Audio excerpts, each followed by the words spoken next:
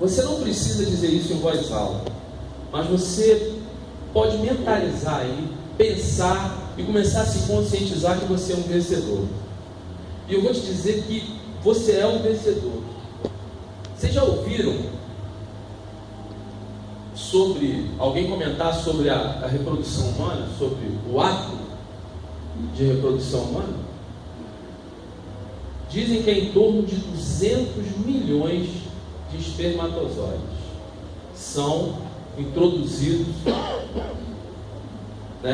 no ato da relação, são 200 milhões. 100 milhões morrem logo que chegam em contato com aquele ambiente, a acidez do ambiente. 100 milhões morrem ali, logo que são introduzidos. Eles morrem. Dali até o percurso, para chegar até o óvulo, os outros 100 milhões, mas um bocado vai morrer ali, diante das circunstâncias ali. Só um alcança o objetivo. Então eu quero dizer para você que você já é um vencedor só por estar aqui. Você foi projetado para ser vencedor. A sua característica ao nascer é a característica de um vencedor. Porque você podia estar em 100 milhões, e eu não vou nem falar em estatística aqui, daqueles que morreram logo na entrada. Só que você não morreu. Você não foi eliminado ali. Você faz parte dos 100 que partiram para uma jornada, que muitos morreram, só que você foi o cara que chegou primeiro. Você chegou primeiro. Então às vezes a gente se pergunta, será que eu nasci realmente para vencer? Será que eu vou conseguir alguma coisa? O fato de você estar aqui dentro hoje é a resposta que você é um vencedor. A sua existência é a sua resposta. Então quem você é? Não importa a situação que você esteja passando, você é um vencedor. Você nasceu para vencer, você não nasceu para sofrer. Ou seja, dentro da nossa visão, dentro da visão da nossa igreja, para esse ano, é um ano de conquista, você é um conquistador.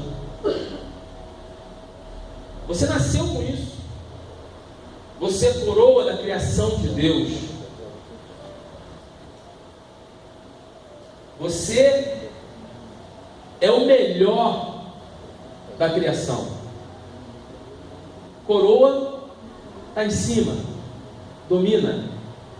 É a coroa, é o que está acima de tudo. A coroa é o que determina a soberania. Ou seja, você é coroa da criação de Deus. De tudo que Deus criou, você é o melhor. Então você é um vencedor, você é um conquistador. A questão é que no caminho que a gente vai traçar na nossa vida, existem altos e baixos. Eu vou falar de dois homens aqui. Só que eu não vou fazer nenhum... De cara eu vou dizer para os irmãos, eu não vou explicar a exegese do texto, eu não vou explicar a teologia sistemática, eu não vou explicar nada. Eu vou falar da vida pura e simples de dois homens na Bíblia. Porque eu sei que existem conquistadores aqui. Eu não tenho dúvida que existem conquistadores aqui. Só que vocês podem estar em estágios diferentes da sua conquista. E esses homens vão deixar isso bem, assim, bem latente. O primeiro, eu vou convidar os irmãos para abrirem as suas Bíblias no livro de Jó. Fica ali, tem Esther, Salmos, o Jó está bem ali no meio. Ou, se vocês preferirem, está entre Gênesis e Apocalipse também. Capítulo 29.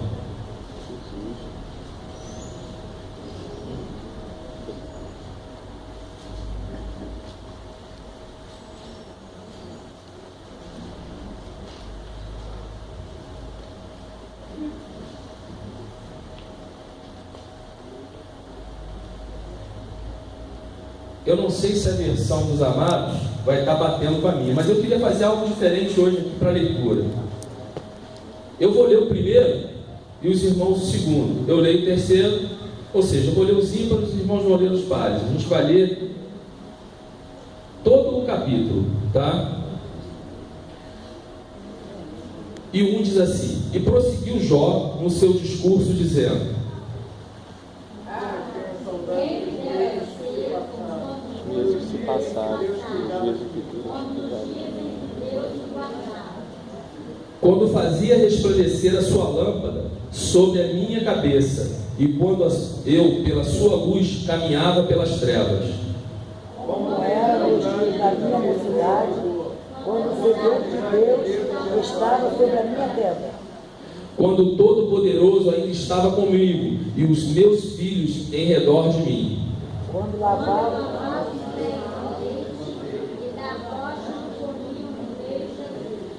Quando eu saía para a porta da cidade, e na rua fazia preparar a minha cadeira.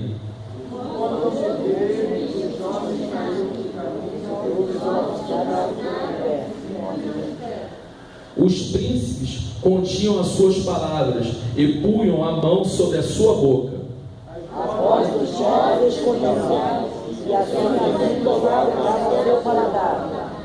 Ouvindo-me algum ouvido, me tinha por bem-aventurado. Vendo-me algum olho, dava testemunho de mim.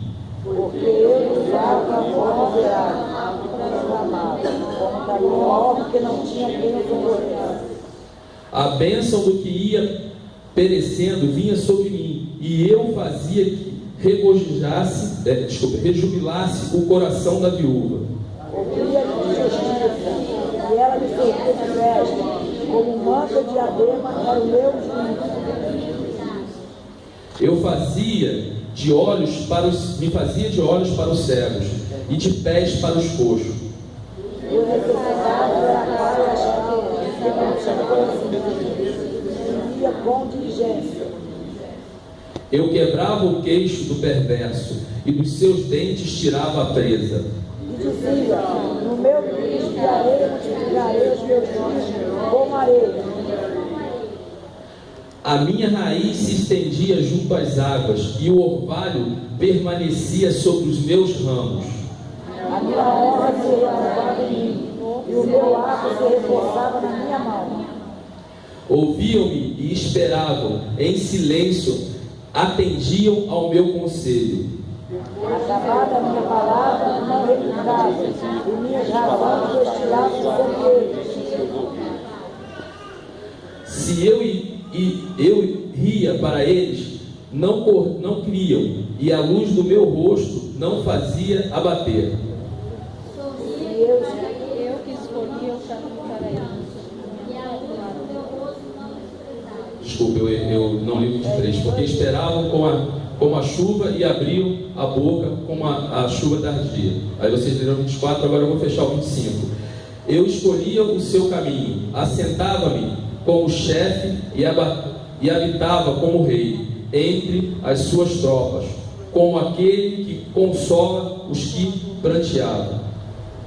Irmãos, vamos agora para Gênesis 37. Livro de Gênesis 37.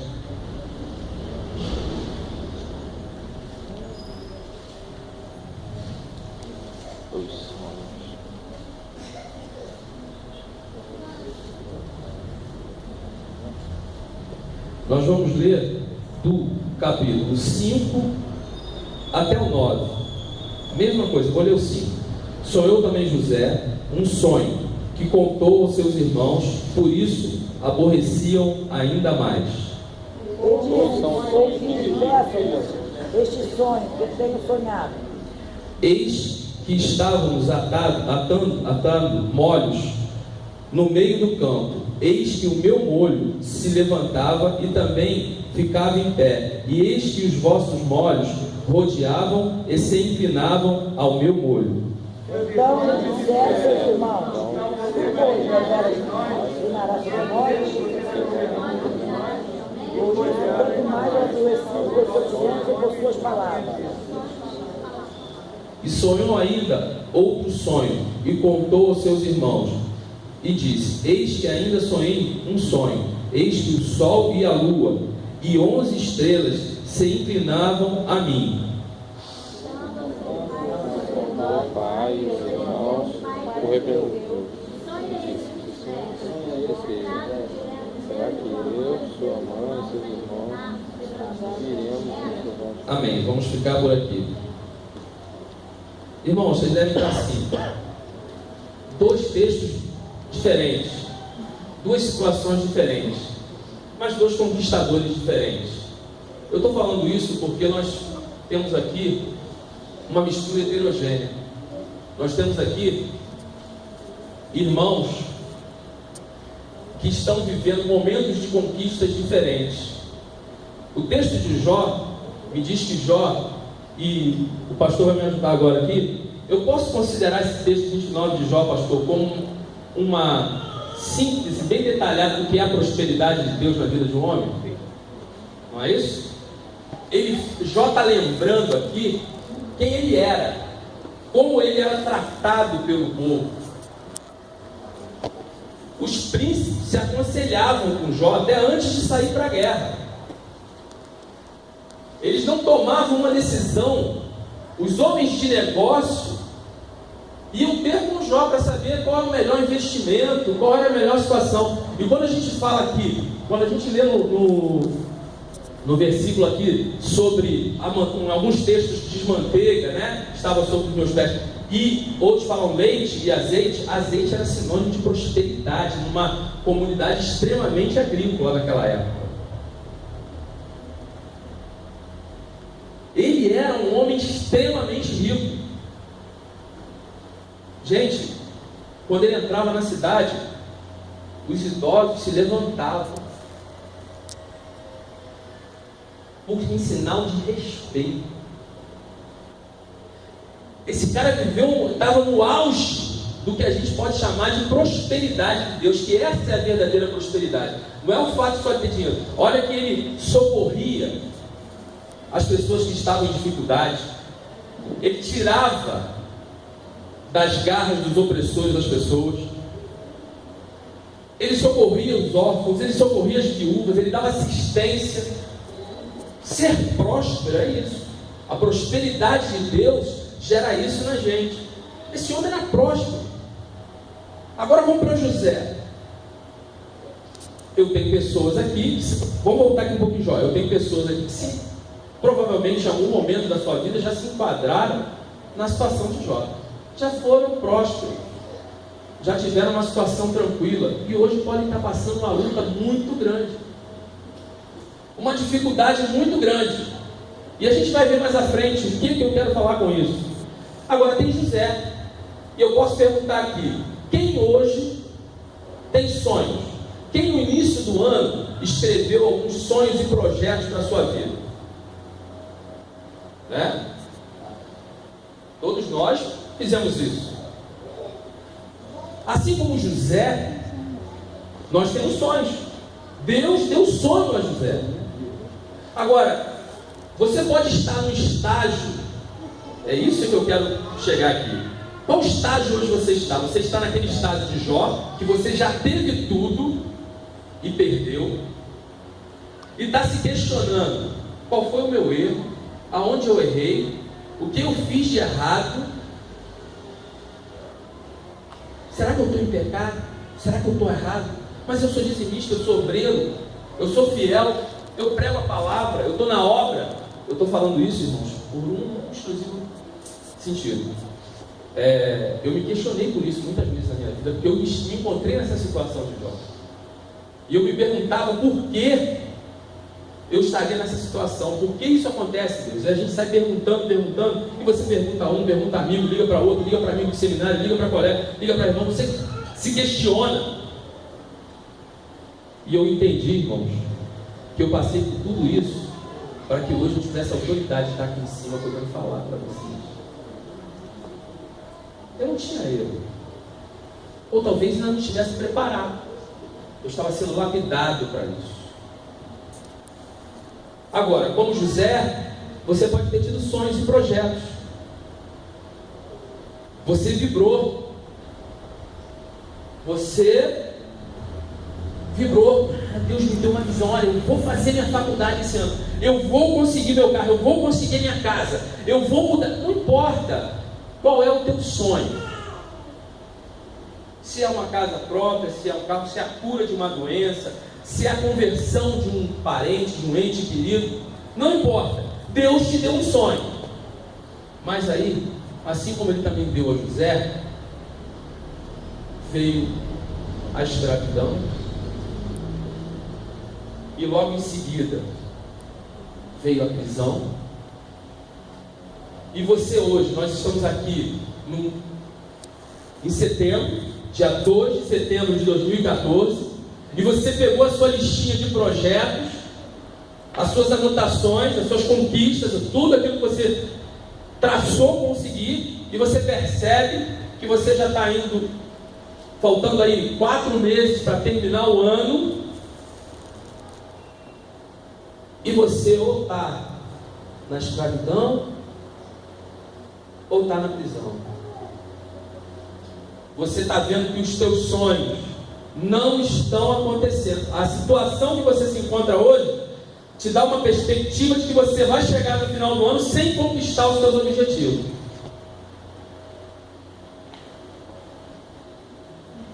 Eu quero dizer para você que, independente da tua situação,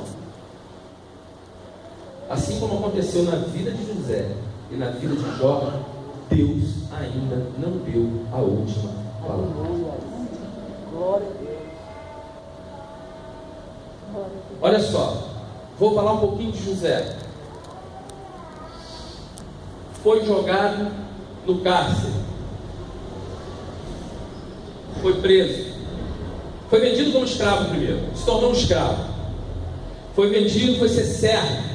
Olha, o sonho dele, as pessoas iam se inclinar para ele. Como é que alguém vai se inclinar por um escravo, por um servo? Mas José tinha uma coisa que todo mundo tem, que todo mundo aqui tem: nasceu para ser um vencedor. Mas além disso, ele recebeu uma criação, ele tinha instrução. O pai tinha preparado José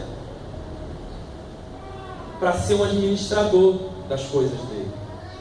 E José, dentro da escravidão, ele pega aquela circunstância, ele pega o que ele tem. E se alguém lembra aqui da palavra que eu dei aqui sobre o azeite da viúva, você tem uma das características que Deus usa para fazer um milagre na sua vida, é você usar aquilo que tem. José começa a usar aquilo e ele se torna um administrador, ele se destaca entre os escravos, ele passa a administrar os bens e beleza, ó, o cara já ganhou um cargo, já está acima, ele já está mandando nos outros. Bem, o sonho dele começou a dar uma andada, mas tudo bem, ele ainda é um escravo, mas olha, ele é um escravo que comanda, ele que compra, que guarda, que armazena, ele que cuida de toda a administração da casa de Potifar. Ele começa a se destacar. Opa, eu vou chegar lá, em breve eu vou me dar bem aqui, de repente eu vou conseguir ser livre, vou voltar para minha, vou me dar bem. Aí, meu irmão, vem uma situação que todos conhecem a história. Ele foge, mas é incriminado injustamente e vai parar na prisão. Irmãos, como é que eu vou me tornar líder dentro de uma prisão? Como é que eu vou ser alguém preso, aprisionado? Como é que eu vou? Como é que as pessoas vão se inclinar para um prisioneiro? De novo, José passa por toda uma situação e Deus usa o quê? Aquilo que José tem. E José começa a se destacar de novo e passa a ajudar, e ele começa a se destacar. E ele aí, vocês conhecem a história, ele decifra um sonho, gera a liberdade de um homem, e esse homem se lembra dele no palácio. E ele vai, e vocês conhecem a história, José se torna o governador do Egito. E no final, quem se inclina diante dele? Quem se inclina diante de José? Irmãos, eu não sei em que nível de conquista as suas realizações estão, mas eu quero dizer para você, um passo que eu identifico em José: ele nunca desprezou aquilo que ele tinha. E vamos dizer assim, a fé dele, os ensinamentos do seu pai, e vamos trazer isso para o mundo espiritual, o que a gente tem aprendido durante esse ano na palavra. Eu quero dizer para você que é impossível, com o que tem sido pregado aqui, com o que tem sido ministrado na escola bíblica dominical, com o que você tem aprendido, com o que você tem crescido na palavra de Deus, é impossível que no final desse ano o mundo não se incline diante de você. Já é um crescimento, já é um ganho usar isso. Agora, outra coisa que eu percebo: José ele faz uma mudança na vida de alguém. Ele liberta, ele é usado por Deus para libertar um aprisionado. E esse aprisionado, esse homem que era cativo, logo depois é usado para abençoar José.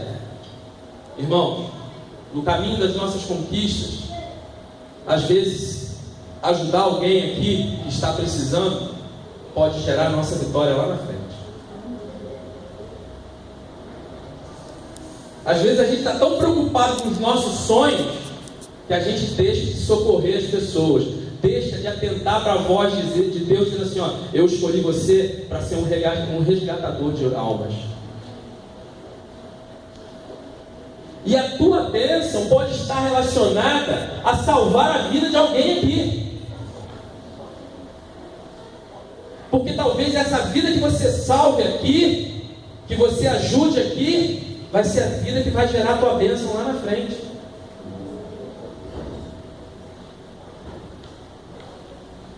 Características diferentes de José. Vamos voltar agora em Jó. Porque Jó é aquele cara que já tinha, e perde. E quando a gente tem e perde, a gente começa a se questionar, é inevitável: aonde foi que eu errei? Aonde foi que eu errei? Em que momento eu cometi um erro que a minha vida virou de cabeça para baixo, virou de avesso, virou tudo, voltou tudo, eu estou perdido, eu perdi tudo, e eu sei bem o que é isso. Eu estou falando de uma coisa que eu sei muito bem. Às vezes, irmãos, para a gente estar aqui em cima, a gente se questiona. Hoje aconteceu um fato comigo que eu falei assim: meu Deus, eu tinha que ter tomado uma reação, todo mundo falou: você tinha que ter feito alguma coisa. Eu estava indo parar no Lama hoje e o cara acabou com o meu carro, lateral do meu carro. Terça-feira passada, eu parado aqui no sinal, o cara abriu a porta do carro, o motoqueiro bateu na porta dele, foi em cima do meu carro, amassou meu carro também. Hoje, faz uma semana, um cara cruza a pista de um lado, ele para no acostamento, liga a seta. Nós estamos passando. Quando eu emparelho meu carro com ele, ele entra. Eu acho que ele calculou errado o tempo, ele esperava que o meu carro passasse e ele calculou errado, eu só imagino, ou ele não me viu. Se eu não tiro, só que se eu tiro, eu vou para a contramão e pego os carros todos de frente. Eu dei uma guinadinha só, pegou a lateral do meu carro. Quando eu parei o carro à frente, que eu desci do carro para olhar, ele estava fugindo. Rodou, entrou numa rua de chão e foi embora. Fugiu. O pessoal na concessionária, quando eu cheguei para a reunião lá no homem, ele falou assim: eu tinha ido atrás. Eu vou atrás. Aí um senhor lá virou e falou assim: não, vai não. Sabe por que você não tinha? Foi bom. Se o cara fugiu, é porque ele não tinha intenção nenhuma de pagar. Esse cara estava tudo errado. Aí você vai atrás, para o cara desse, puxa uma arma, te dá um tiro, faz uma porta amassada, um carro amassado. Então, às vezes, irmãos, eu vou dizer para vocês, a gente se questiona: Senhor, eu prego a tua palavra, eu sou dizimista, eu vou falar num culto de conquista, e as coisas começam a acontecer assim. Mas aí eu lembro que um gás na minha casa, embora minha mulher faça muito bolo, muito doce, a gente cozinha, e a gente faz um pouco. Então, quer dizer, um gás dura 2 meses e meio. Entendeu? Eu lembro que eu começo a pensar que meus filhos não ficam doentes, Eu começo a pensar que a minha vida é tranquila. Eu vejo, a gente ouve falar de tanta morte, de tanto assalto, de tanto isso, de tanto aquilo. Eu vejo que Deus tem guardado. Então eu começo a olhar, mas a gente pega um fato e a gente começa a deixar esse fato pesar na nossa vida. E Jó, olha, Jó aqui no 29, eu sou capaz de dizer a você que Jó andou numa linha tênue, mas muito tênue, entre prosperidade de Deus e orgulho. Porque ele começa a falar que, eu não sei se ele chegou perto de entrar numa linha do orgulho. E o orgulho é uma coisa horrível para a fé. É um dos fatores que inibem a fé. Mas ele lembra daquela situação de como era e ele se questiona. E aí vocês sabem que aparecem alguns amigos, entre aspas, para ajudar Jó. Vamos ajudar, vamos ajudar o cara. Aí começa, todo errado. Você está errado nisso, você está por isso, você fez aquilo, você está assim, você está errado. E Jó também começa a se questionar em algum momento. E ele não obtém a resposta que ele quer, porque até então, a gente vai chegar aí, até o 38, capítulo 38 do livro de Jó, até ali, Jó não obtém as respostas que lhe agradam, que lhe trazem calma ao coração. A gente começa a se questionar. Poxa, somos conquistadores, perco tudo, eu queria uns projetos esse ano, mas a coisa virou de tal forma.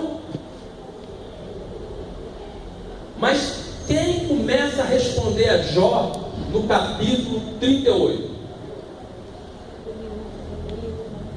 Hã? É Deus. Deus começa a responder a Jó. Agora é interessante, tem uma coisa que eu estava lendo o texto e eu percebi, interessante, muito interessante, mas vale aqui um ressalto, irmãos, olha só. Eu não sei a luta, as dificuldades, tudo que você tem passado na sua vida, eu não sei, mas eu sei de uma coisa: encontre a resposta em Deus. Deixa que Deus vai responder. Agora, tem uma coisa na resposta de Deus: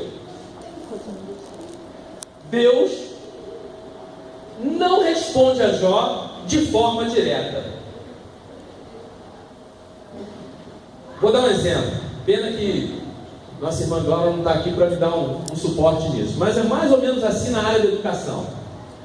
Quando o aluno pergunta ao professor: professor, quem descobriu o Brasil? E o professor responde assim: Pedro Álvares Cabral. Foi uma resposta direta. Eu pergunto a você: esse aluno aprendeu quem descobriu o Brasil? Aprendeu, ele soube, ele recebeu a resposta. Mas veja comigo agora, quando o professor responde dessa forma: professor, quem descobriu o Brasil? O professor diz assim: olha só, quem você acha que descobriu o Brasil? Pedro Álvares Cabral, Pedro Vaz de Caminho ou Cristóvão Colombo? Qual a diferença nessa resposta? O professor botou o aluno para raciocinar, para pensar, abriu um leque maior do que uma resposta, abriu para ele o mundo da compreensão. E Deus responde a Jó com perguntas. Lá no 38 a gente vai ver: aonde você estava? Como foi que foi? Deus começa a falar assim: como é que foi feito? Como foi formado? Como é que foi isso? Como é que foi aquilo? E Jó começa a responder. Deus faz perguntas a Jó que a compreensão humana não é capaz de responder, que a humanidade não tem resposta. Mas Jó responde na humildade, entendendo, compreendendo que Deus é soberano. Se você está precisando de alguma resposta aí, comece a responder as perguntas do Senhor na sua vida. Como o louvor disse aqui: quem é você? Quem eu sou? O que você quer para a sua vida? Comece a se perguntar quais são os projetos de Deus para a minha vida. Será que Deus queria que eu fosse atrás do cara hoje do carro? Como o Luizinho disse, foi um livramento. Eu devo entender que não foi um prejuízo que eu tomei. Eu devo entender que Deus me livrou da morte hoje. Porque se Ele me pega de cheio, eu vou parar na contramão. E essa hora de Araruama, às 7 horas da manhã, está descendo carro para trabalho no Rio. Eu ia dar de frente com uns 2 ou 3 carros. Então eu entendo que a dificuldade que Deus colocou na minha vida não foi uma dificuldade, foi um livramento. E foi a capacidade de eu chegar aqui hoje e dizer para você: olha, mesmo com dificuldade eu continuo adorando e sendo obediente a Deus. Eu estou aqui em cima pegando a palavra dele. Isso não me torna melhor do que você, não, mas te torna igual a mim. O que eu estou falando aqui é que nós fomos feitos para ser vencedores. Independente da circunstância que nós nos encontremos hoje, se você está na situação de José, Deus te deu sonhos, e você ainda não conseguiu galgar esses sonhos, comece a olhar para você agora e ver o que você tem de bom dentro de você, que você pode fazer para mudar a tua circunstância onde você está. Sabe qual é o problema? É que, olha só, o ser humano tem uma coisa tremenda. Jó ficou cheio de ferida. A mulher dele falou assim: amaldiçoa o teu Deus e morre. Eu quero dizer uma coisa a você. Ela disse isso para ele, mas eu vou te falar, ele não fez. Mas eu vou falar uma coisa para você: ela continuou com ele até o final. Às vezes a gente está passando por uma situação, o nosso cônjuge, nosso companheiro, a nossa família não tem essa visão também da mulher de Jó. Começa também e você começa a se... Só que a gente perde um tempo danado, assim, ó. Olha aqui minha ferida. Está vendo minha ferida? Está vendo meu machucado? Por que você não foi hoje? Por que você não saiu para procurar emprego? Aqui. Está vendo meu machucado? Está vendo a minha ferida? Você nem responde mais por que você não fez. Você mostra logo o seu machucado. Olha minha ferida aqui. Olha essa ferida aqui. Ó, aqui tem outra ferida. A gente se prende a algumas coisas que impedem que a gente caminhe. Você já ouviu um alpinista? O cara era especialista em escalada. O cara era tremendo. Tremendo. O cara era qualificadíssimo. Ele foi fazer uma escalada sozinho. O orgulho já tomou um pouquinho conta dele, porque ninguém faz escaladas perigosas sozinho, são sempre dúvidas. Mas ele foi fazer. E ele começou a subir tarde, até preparar todo o equipamento, preparar tudo. Ele subiu com todo o equipamento, todo aparelhado. Quando chegou uma determinada altura, já era tarde, estava escurecendo. A nevasca apertou, vento forte, nevasca frio. Ele cometeu um pequeno erro. Na hora de botar a mão para puxar e soltar um pino lá, ele errou, escorregou. Só que ele estava bem preparado. Ele estava com todo o equipamento de segurança. Ele despenca, e chega um momento, pum, a corda prende ele. E escuro, vento, ele não enxergava nada. E ele não sabia como ele ia fazer, porque ele deixou cair os pinos de fixação, então ele não podia se fixar para tentar subir de novo. E ele, numa situação terrível, e como todo mundo sabe aqui, na hora que a coisa aperta, a gente recorre para quem? Mesmo que você seja o maior ateu do mundo, meu irmão, tu vai orar, entendeu? Vai falar com o Papai do Céu. Aí ele escuta uma voz dentro da mente dele assim: corta, corta. Tudo escuro, ele não vê nada, não enxerga nada. O que ele faz? Como é que eu vou cortar a corda? Não posso cortar essa corda. Eu vou cair, vou despencar, vou morrer. Não, essa corda é a minha segurança, é a minha salvação. E aquela voz: corta a corda. E ele não cortou, ficou agarrado à corda. Na manhã seguinte, quando a equipe de resgate chega para salvá-lo, eles se surpreendem quando chegam ao pé da montanha. Encontram ele congelado, morto, agarrado à corda, a 30 centímetros do chão.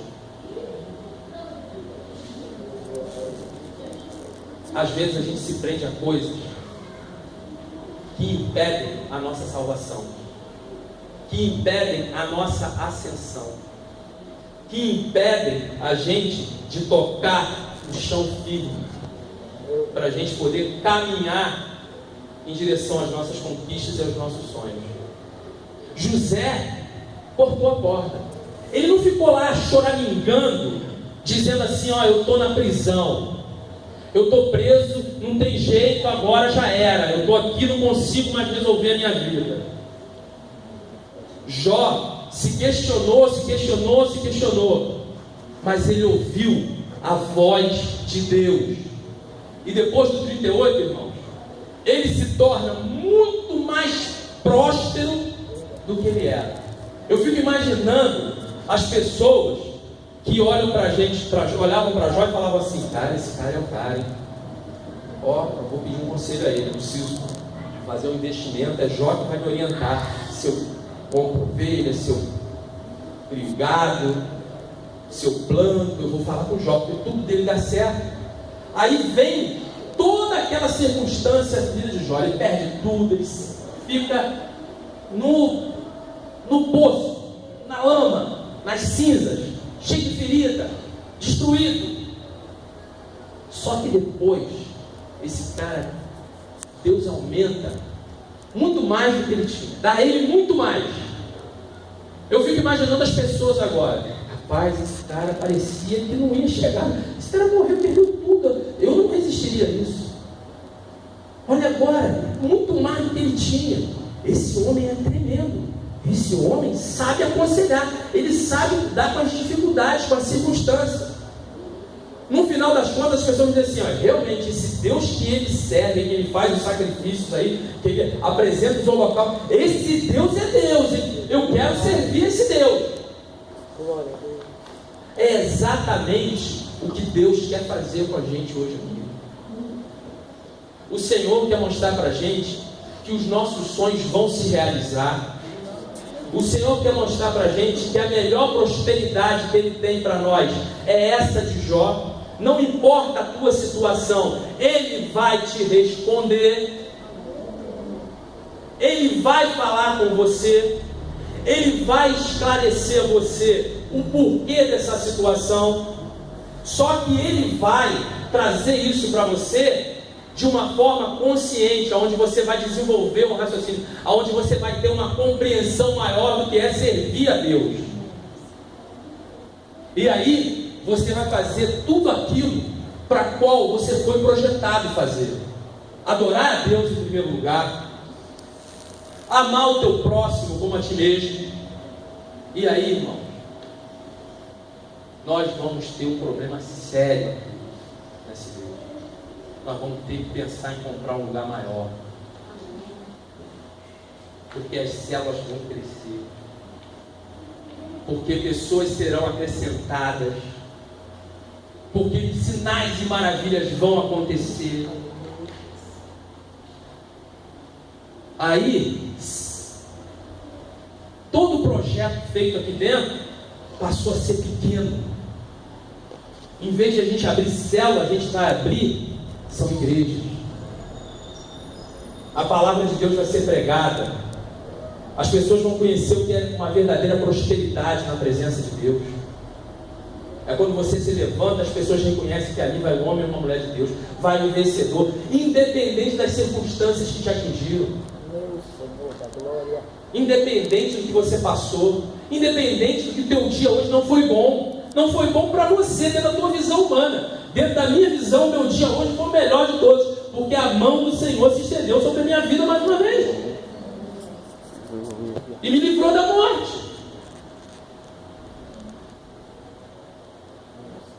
Eu não sei o que te aprisiona, eu não sei a corda que está te prendendo, se é a corda do vício, se é a corda da mentira, se é a corda da pobreza, do desemprego, da tristeza, da depressão. O que Deus está falando essa noite aqui para você: corte essa corda. Meu Senhor da glória. Agora, para isso, estava escuro, frio. Irmão, ninguém luta. Quem disse que José estava na prisão? É fria, prisão é escura, prisão te limita, limita a visão. Estar preso na corda, numa escuridão, limitou a visão dele. Mas quando Deus fala com você, quando você escuta a voz do Senhor, quando é Ele que te responde, quando é Ele que fala com você, você passa a ter uma visão ampliada. uma visão espiritual. Você começa a enxergar aquilo que está além dos teus olhos. E ele ia enxergar que quem estava falando com ele era Deus. Ele ouvia a voz de Deus. Ele ia ver que ele estava a 30 centímetros da salvação. Às vezes a gente chega aqui na igreja, ouve a pregação, ouve a palavra, a gente está a 1 metro, 1,5 metros, 2 metros de um simples ato de levantar de mão e aceitar Jesus como Senhor da sua vida. Mas a cegueira das prisões, as cordas, prendem você e você não consegue dar esse passo. O passo que vai te libertar, que vai salvar a tua vida, que vai te trazer a vida, que vai te tirar da circunstância ruim, mas você não faz. Faltam 4 meses para acabar o ano. Muita gente aqui tem sonhos e planos. Deve ter gente falando assim: não vai dar, não vai chegar, não vou conseguir. Se em 9 meses eu não fiz, como é que eu vou? Se em 8 meses eu não fiz, como é que eu vou fazer em 4? Como é que eu vou fazer em 3? Porta a porta. Deus não deu a última palavra. Meu Senhor. O Senhor está começando a falar com você. Começa a usar o que você tem, o que Deus já te ensinou esse ano, toda a bagagem que Deus já te instruiu, tudo aquilo que você tem, começa a usar isso agora a teu favor. E muda a situação do teu cativeiro. Você pode mudar isso. Amém? Glória a Deus. Eu queria convidar o pastor que está vindo aqui. Amém? Irmãos, verdadeiramente, eu hoje